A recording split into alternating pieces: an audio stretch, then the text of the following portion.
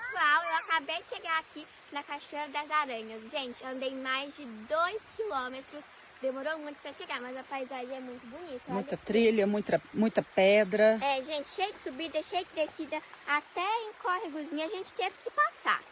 Mas Valeu a pena. Mais ou menos, né? Porque a paisagem é bem bonita. E agora a gente vai ter que voltar. Não, nós Mas vamos e continuar vocês subindo. já fizeram alguma trilha assim e foram uma cachoeira, tiveram várias aventuras? Deixa aqui nos comentários, hein?